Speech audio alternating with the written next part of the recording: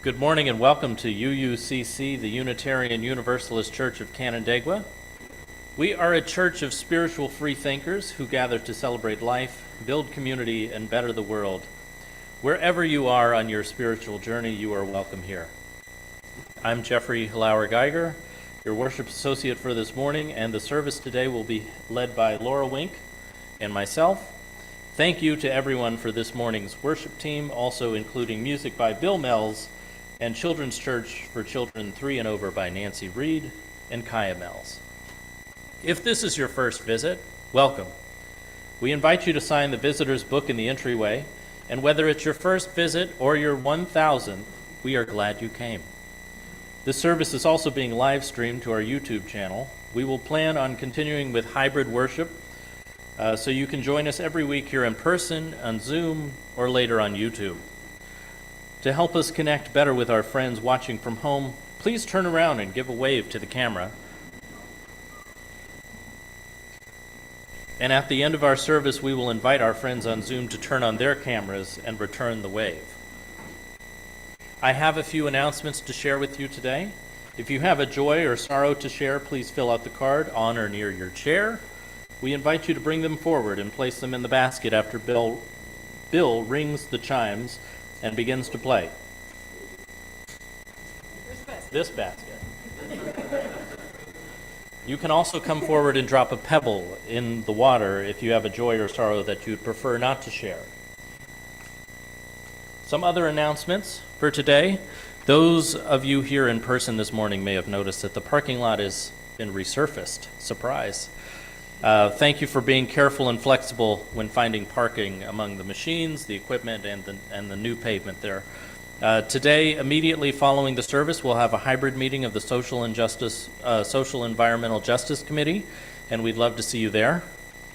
Next Sunday, June 1st, we will celebrate our annual Flower Communion service, so please bring a flower or two or more with you to worship if you're able.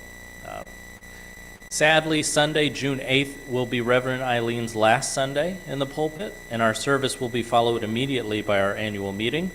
The meeting will be a time for a few quick and easy congregational decisions before potluck, and we encourage all members to stay and cast their votes. On Saturday, June 21st at noon, our congregation will host a booth at the Finger Lakes Pride Fest with Rochester UU sibling congregations at the Ontario County Fairgrounds. If you're interested in helping blow bubbles, give glitter blessings, or letting folks know about our church, please let Reverend Eileen or Laura know. And this summer we are planning our simple Sunday services for the months of July and August, and we will need people like you to help lead them. So you can stand up here too if you'd like. If you sign up to lead, you'll have a script provided, and you'll be able to either choose your own readings or have them selected for you. It's easy and more fun when we all take turns. So see Daniel Lyon to sign up for your slot. Are there any other announcements for the good of the community? Yes.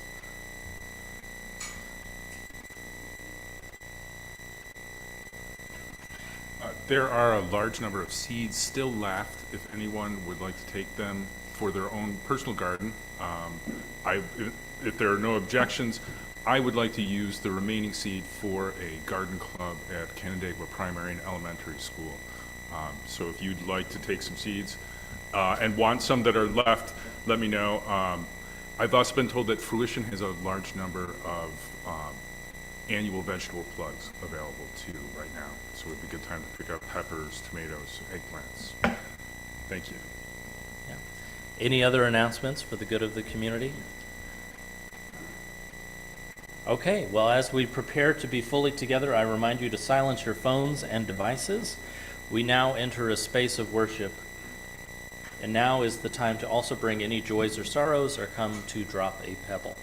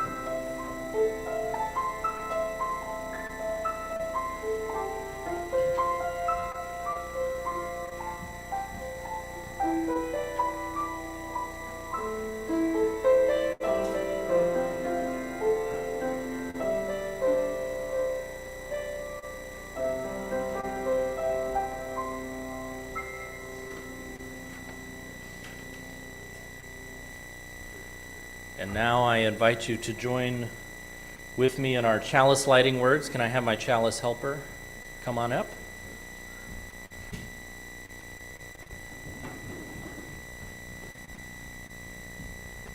You got fire on your shirt, so are you sure you're ready for this? Okay.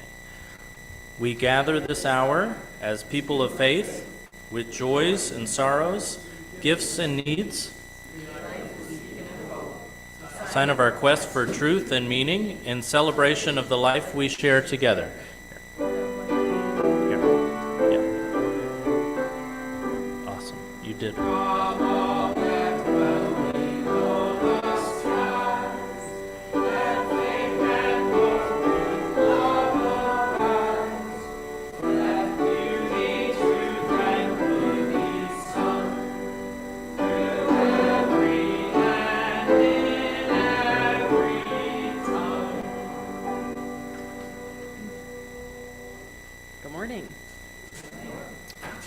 This morning as we come together, I'd like to share with you these words from Dan Lambert. You are welcome here, no matter who you are, no matter where you come from, no matter what your background. You are welcome here to join us as we proclaim worth in our spiritual journeys. You are welcome to join us as we sing songs that uplift our very beings. You are welcome to join us in community as we learn, live, and love together. All are welcome as we worship that which gives us each meaning and value. No matter what you call this building, this hour, or this gathering of people, we worship as one body, illuminated by the light of the chalice. So please rise in body or in spirit and join us in our first hymn. 67, right? Sing now together. We sing now together.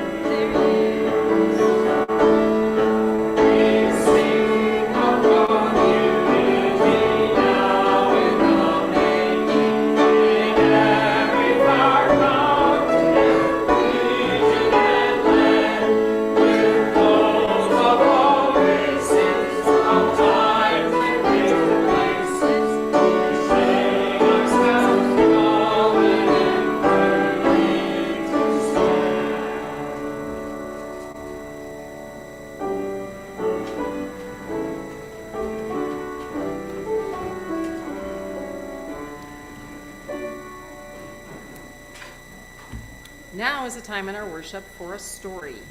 If you are a small person or a big person, and I can't do this like Eileen does, I don't have it memorized at all. But if you, and it's not in my script, I didn't keep it. But if you'd like to come up and see the pictures, you're welcome to come up, and I do have to stay at the microphone so people can hear.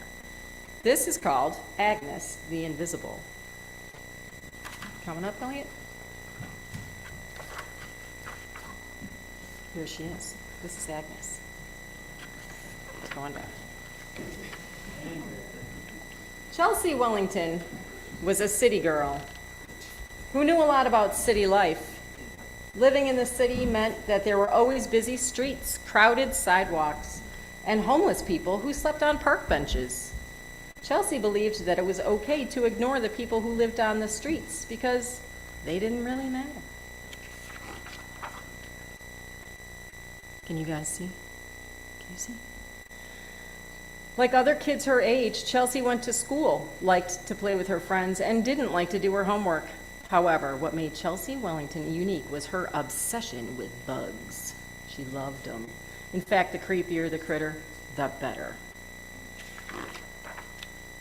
Every day after school, Chelsea and her older brother, Leo, would go to the park to look for bugs. Chelsea loved to use her ultimate adventure kit for young explorers. It had a bug catcher, a magnifying glass, a notebook, a book about bugs, and a hat with special netting around the rim. It even had a flashlight. It was awesome.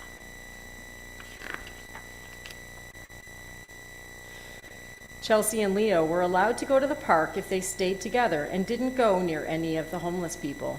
That was easy because Chelsea never really thought much about the people who lived on the streets. She just thought that they looked dirty and a little scary. In many ways, they became invisible to her.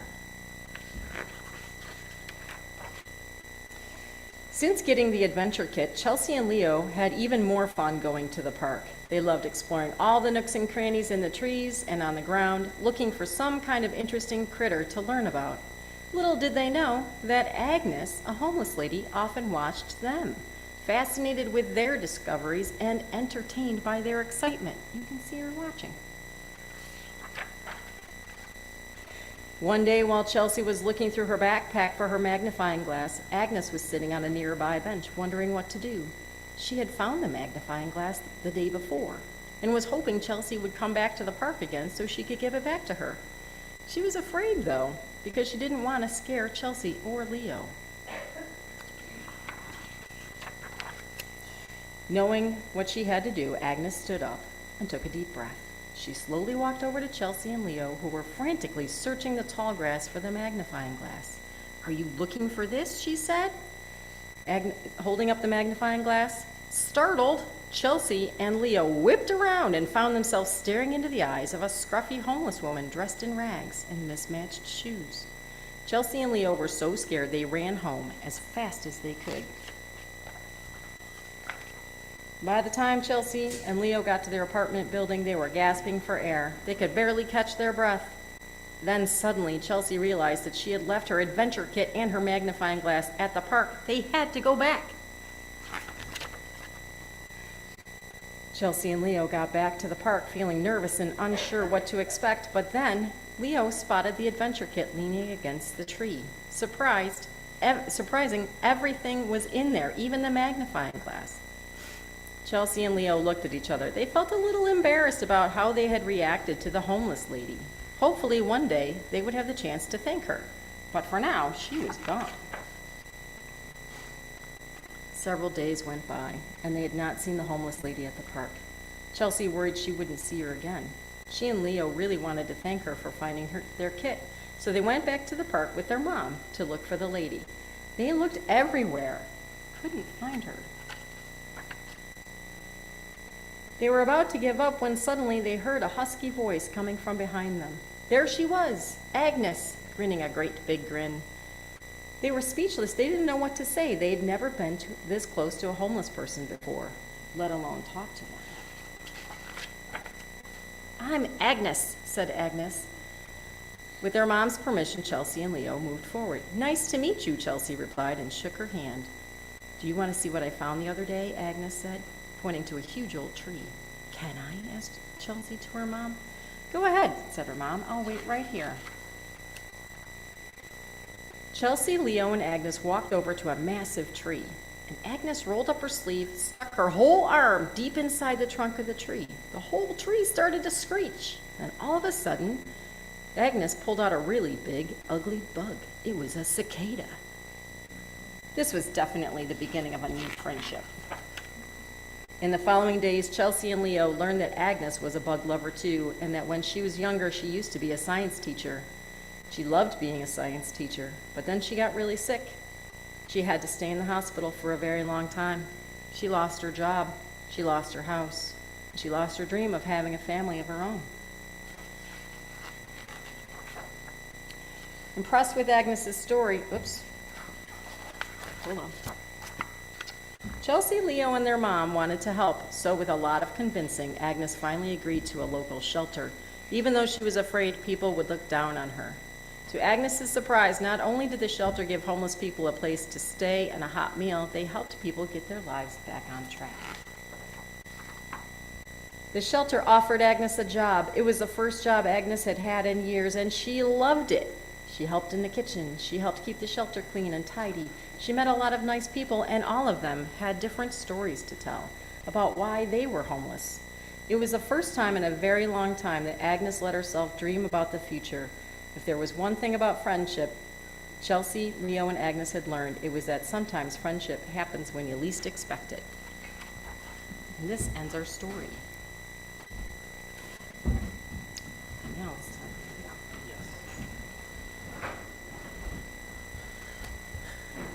And now is the time at our service to join together in the spiritual practice of generosity. Our gifts of both time and money support our church in its work. Each week we would like to spotlight a group or committee, then thank them for their gift of time. This week that group is the board, which we need one more person for next year. So people interested in finding out can contact Laura Wink or Dorothy Hoskins. And 1/4 of our plate collection for the blooming season will go to our service partner, Family Promise of Ontario County. Family Promise unites existing agencies, volunteer organizations, and the faith community in Ontario County to provide a pathway for homeless children and their families to secure reliable housing and self-sufficiency. You can give this morning's offering by placing cash or check into the basket or by one of the options on your screen. Please make note that your gift is intended for today's offering. We now gratefully accept the offering.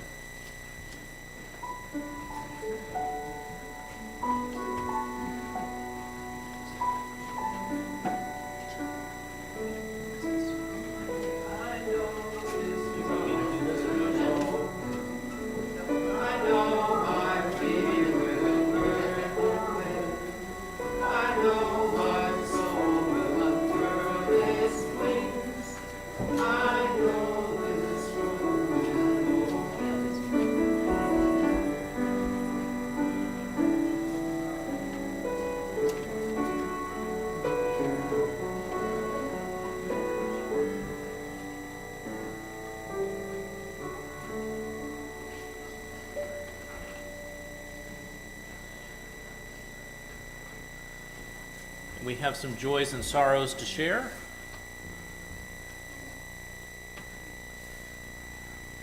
One group is so happy to have Mark and Ellie Seiberg here today. Did I pronounce that correctly? Seiberg. Okay, longtime members. And then Carrie is grateful to my friends and family who pulled off a surprise birthday party for me last night. Happy birthday, Carrie. And then another person is thankful for for time with family. And then Mark and I are happy to be visiting and want to let you know Gigi's husband, Tom, is having health issues and is in rehab.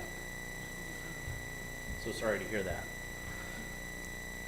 And so good to have Elliot and Mark here as well. So for these and all, and I will drop a stone for these and all joys and sorrows left in the silence of our hearts. Whatever is in your heart today, we are with you.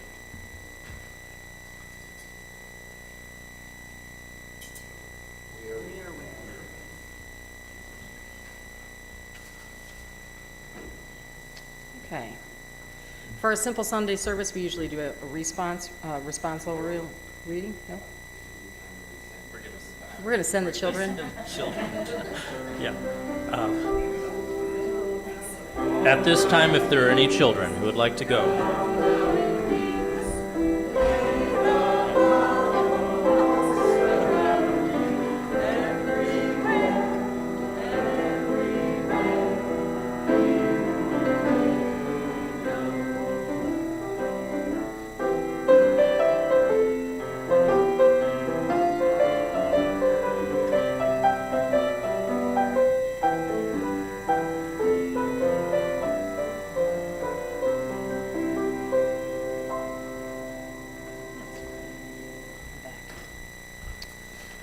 So I'd like to share this from the UUA Worship web, Organizing as a Spiritual Practice by Antoinette Scully.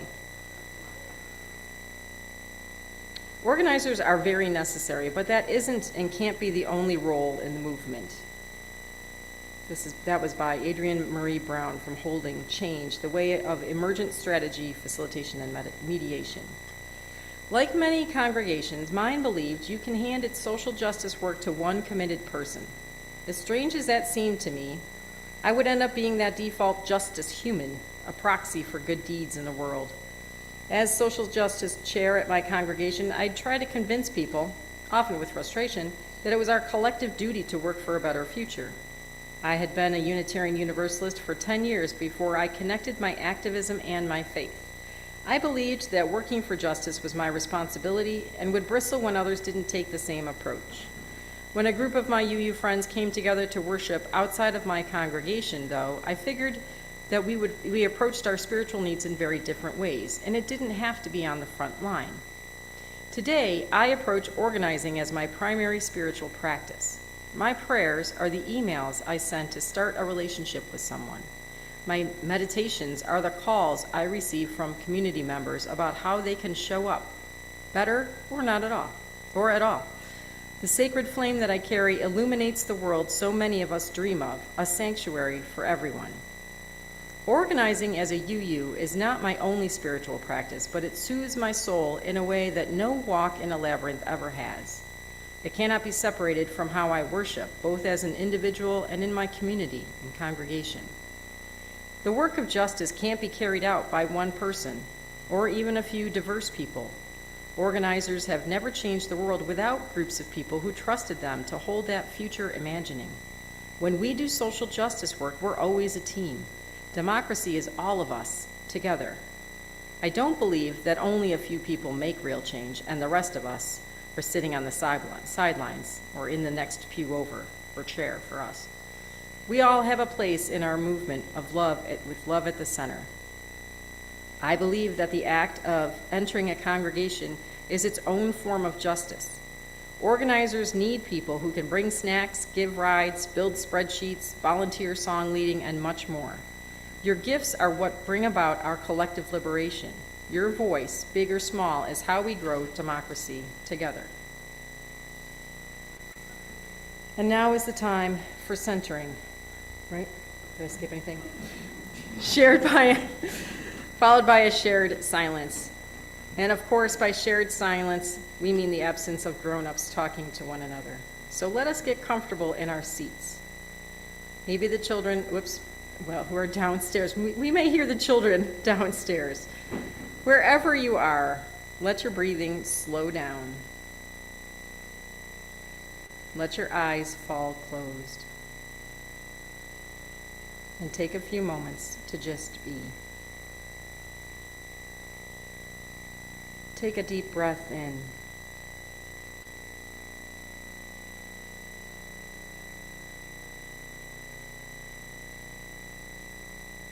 May the silence we hold together continue to bring peace in our hearts.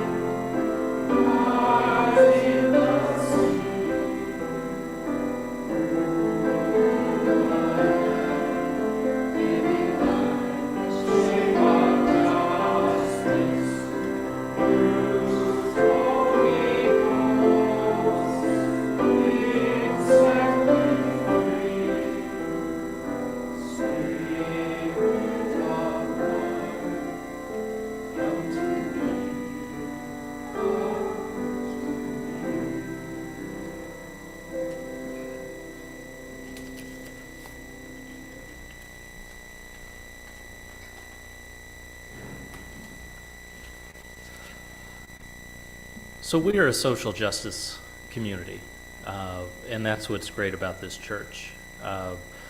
We are a community that uplifts each other and works together and strives to make this world a little bit better than the way it's come before us. And so with that, we acknowledge, affirm, we believe that housing is a human right, and all persons should have accessible, clean, safe shelter.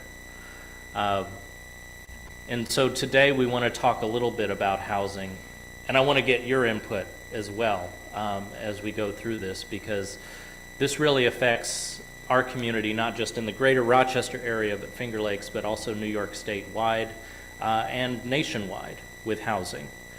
So when we talk about housing affordability and looking at housing affordability, especially in policy, how do we define that?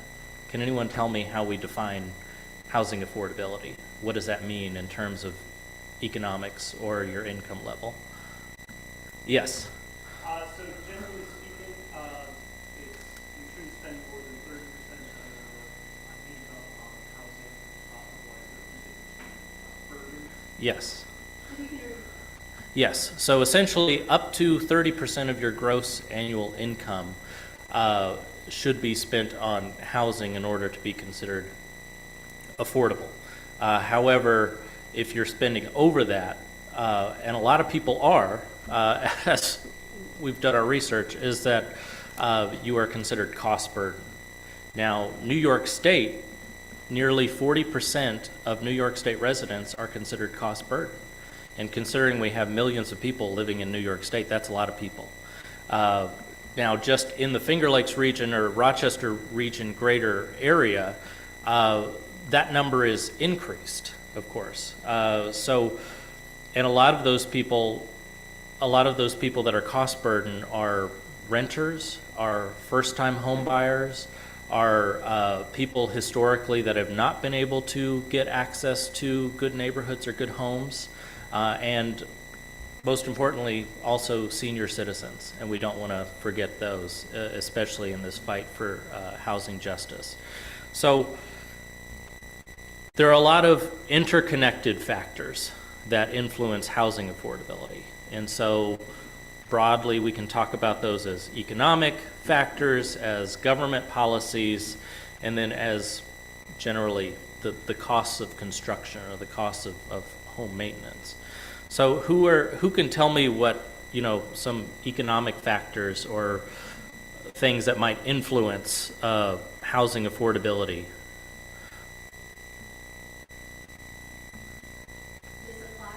Yes. Yeah, that's a big one, I'd say. The housing supply or the housing stock greatly determines some of the housing affordability in our area. And so a lot of communities, especially in Ontario County and the greater Rochester region, housing stock is low. And with an occupancy rate, according to HUD, as of 2024, at nearly in the low tens of percentages. So very, very low. And so that means there's a high demand because people are still trying to buy homes, sell homes, but there's a low housing stock in general. Now, this is a broad aggregate of the community. This is not just every single community is going to equal that, close to 1%. This just means that in several communities, it's getting harder for people to buy homes. It's getting harder for people to rent homes. It's getting harder for people to even move homes. And so housing stock is definitely something that is a major contributor. And so not just the housing stock, but the quality of housing and the quality of life that people are living in. And when we talk about especially people that are going from renting to owning, and then senior citizens, we also need to talk about conversion costs to homes and making homes livable long term. And so the housing quality, we need to make sure is also becoming better for those people that are already living there. So these economic factors, these government policies, when I say government policies, we mean like zoning restrictions, we mean rent control or tenant protections, building codes, these things all play in to construction costs and whether or not certain homes or certain places, certain residents can be built in certain areas. And so that also affects the housing stock. And ultimately, it does come down to supply and demand, but these affect that supply. And just in the last 4 to 5 years alone, many communities have started taking housing assessment studies as part of their economic development plans because we know that workers, families, and others need housing and need housing closer to where they work to reduce commute times because that also goes into a community designate of health being very important, especially in these communities. Now, Ontario County, where we are here today, did a housing needs assessment, and they had some key takeaways that I want to highlight for you. Portions of Ontario County are growing rapidly in population, and this has been the case since COVID especially. We've seen a growth, especially in Ontario County and other western counties from downstate, and that is increasing the population, and when we have an increasing population but still a low housing supply, we're going to have some strains. Newly built homes are getting bigger, which is, according to this study, exacerbating the challenges of attainability and affordability. And they highlight here that homes built since 2010 have been responding to the demand for more moderate-sized homes, but those homes are sometimes well above the $200,000 range, which is outside of the range with the wage gap that we're finding people being able to afford these first-time homes. Vacancy rates for multifamily rental housing also remains low. And so finding these rentals that where you have young families starting out is getting tougher and tougher.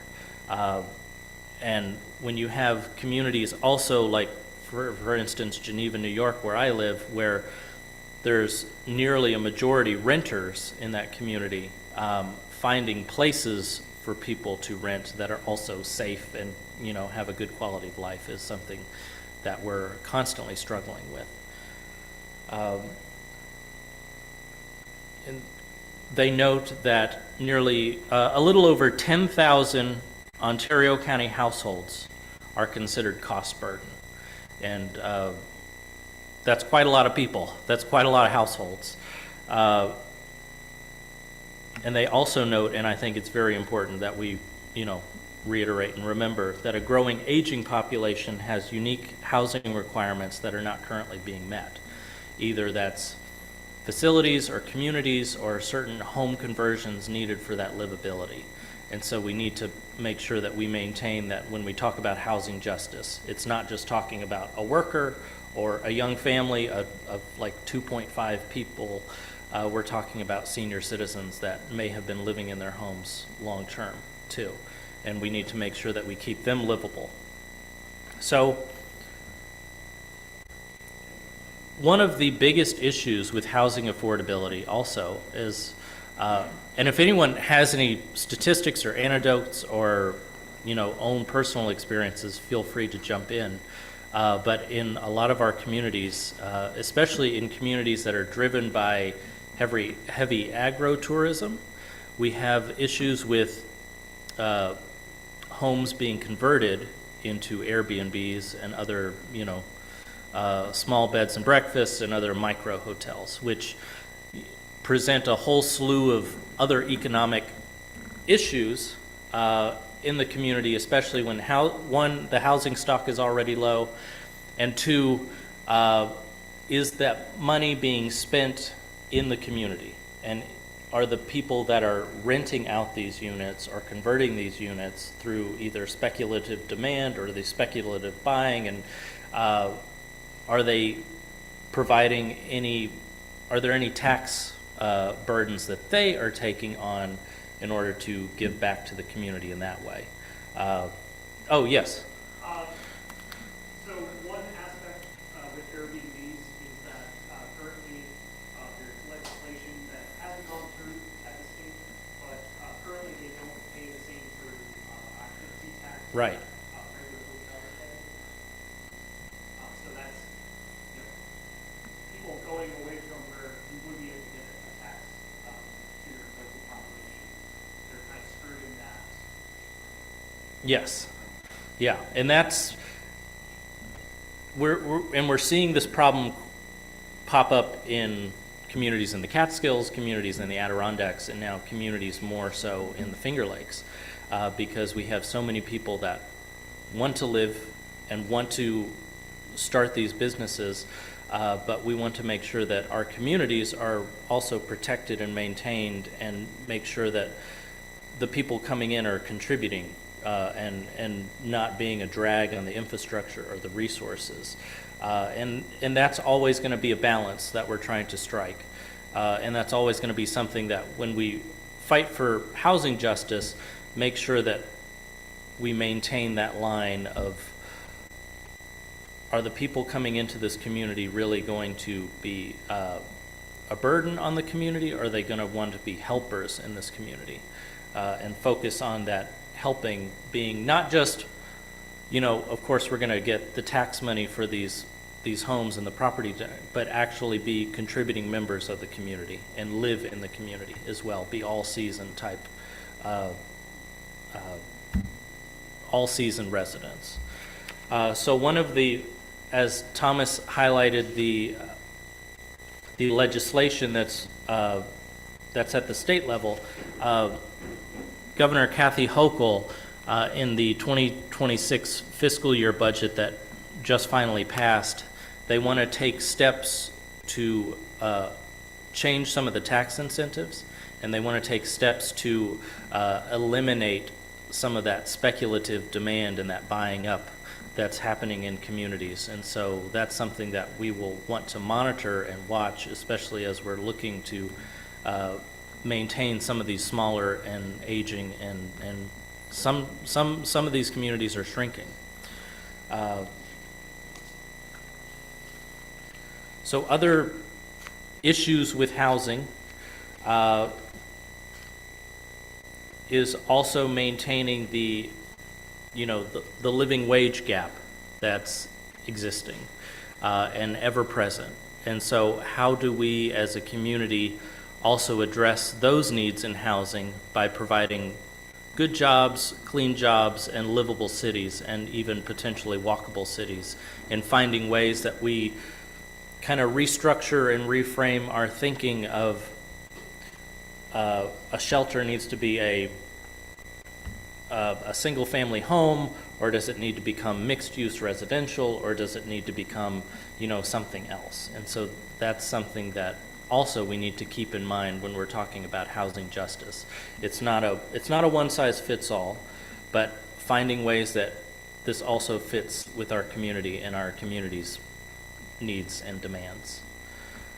So does anyone have any questions or any concerns about housing, or want to talk about housing in any way?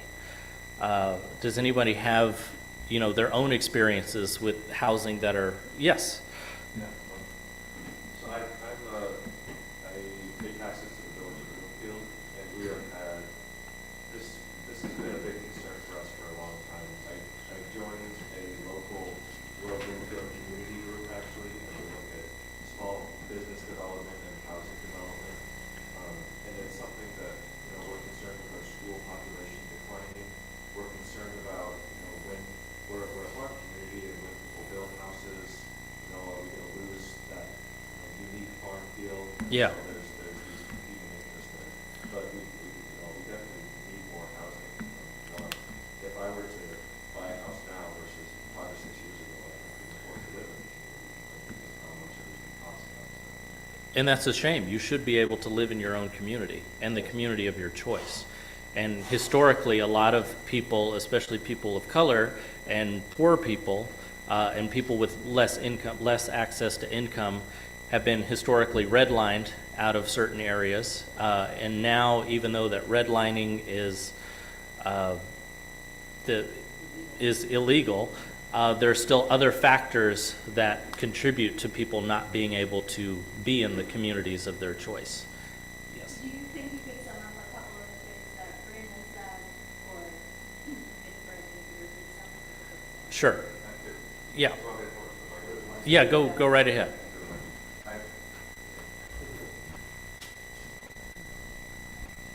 So for the last few years, I have been a part of a community group called Grow Bloomfield, which looks at the disparity of the lack of housing and the price of housing and the people that we need to, keep our communities thriving.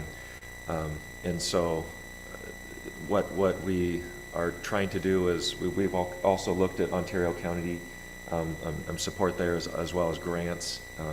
And zoning as well. We actually had a elder home community that was proposed, and then they weren't able to get the zoning permits to build it.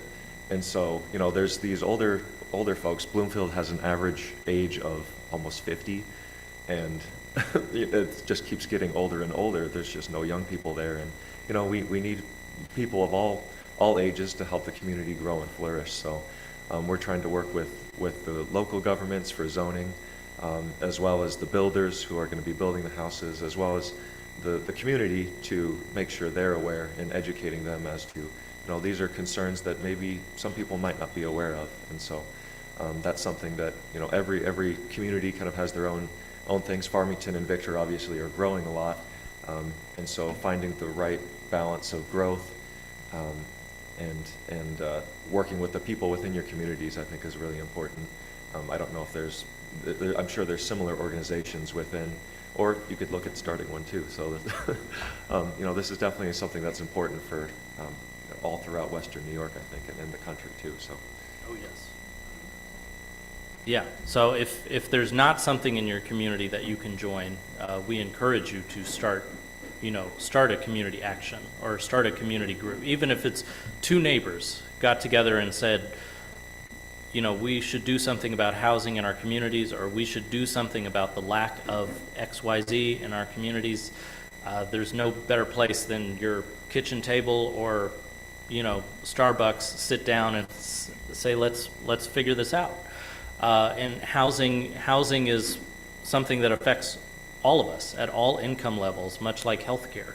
And, it's something that, if we want to see people in comfortable, livable spaces, sometimes we will have to make tougher choices, especially, I hate to use the word NIMBY or NIMBYism, not in my backyard, attitudes that sometimes our communities do take when preventing certain housing developments or certain other kind of commercial developments coming in. And so it's something that we have to, as Brandon said, find a balance between what works for us as a community and what doesn't. So what communities do we live in this room? Which, Canandaigua, okay. Okay. Okay. Keep repeating. Yeah, so we got Canandaigua, Honeoye Falls, East Bloomfield. We got Bloomfield, East Bloomfield, Shortsville, yeah. Canandaigua, Geneva. Okay. Yeah. Yeah. So we all are coming from these small pockets here, but I'm sure we're all in these communities facing very similar challenges. And as certain tech companies are growing and coming to Western New York and Central New York, they're going to be looking for places where there's significant housing stock, and so this is going to be a persistent challenge. And so this is something that, one, we're not going to solve in one day, but is always going to be present, and is something that we should always keep in mind when we're talking about justice. Yes.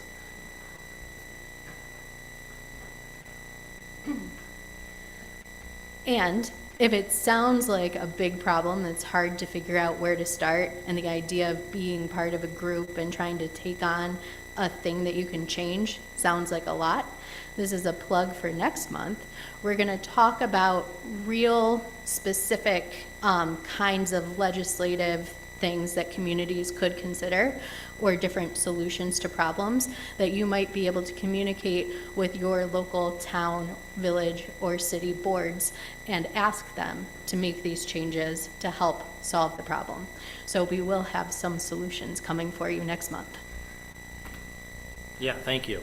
Yeah, because there's a lot of big numbers out there, there's a lot of scary numbers, and there's a lot of doom and gloom related to housing justice, but it's something that we definitely can affect, especially at the local level. So thank you all.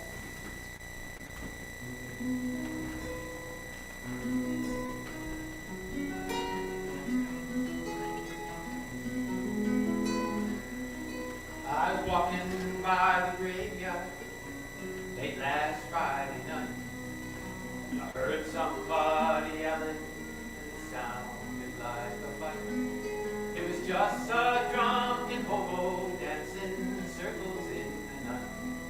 Poured whiskey on the headstone in the blue light. So often I have wondered where these homeless brothers go, down in some hidden valley where the sorrows cannot show, where the police cannot find them, where the bonded man can't go. There's freedom when you're walking, even though you're walking slow. Smash your bottle on the gravestone and live while you can. That homeless brother is my friend.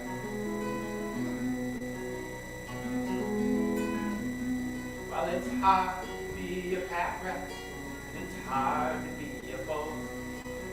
Living so much harder where the heartless people go. Somewhere the dogs are barking, and the children seem to know that Jesus on the highway was a lost hobo. And they hear the holy silence of the temples in the hills, and they see the ragged tatters as another kind of thrill. They envy him, the sunshine, and they pity him, the chill. Sad to see they're living for some other kind of thrill. Smash a bottle on the gravestone. That homeless brother is my friend.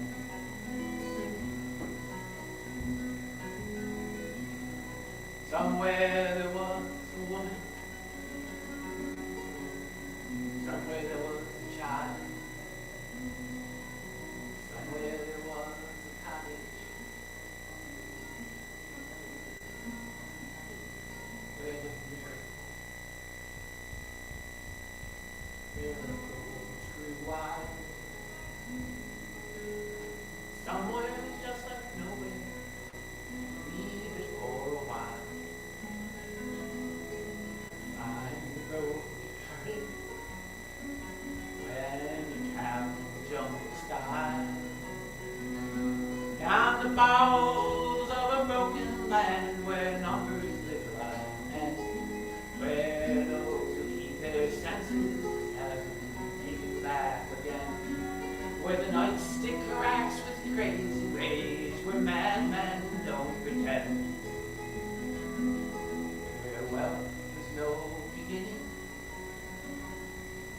poverty no end. Smash a bottle on the gravestone and live while you can. This homeless brother is my friend. This homeless brother is my friend.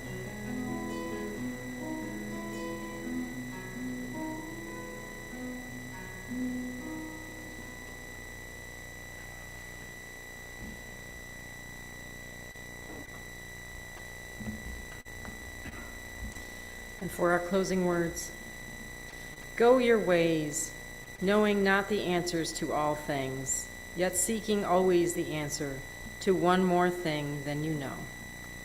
John Brown. Our closing hymn is number 121, We'll Build a Land.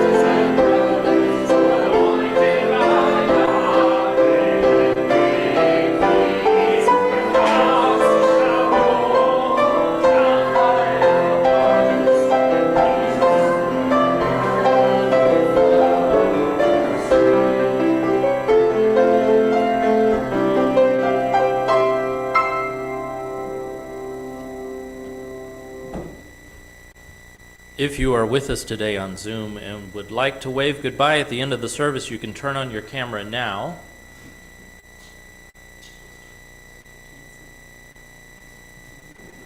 Is anyone waving? Yes. Well, please join me in our words for extinguishing the chalice. We extinguish this flame, but not the light of truth, the warmth of community, the fire of commitment. These we carry in our hearts until we are together again.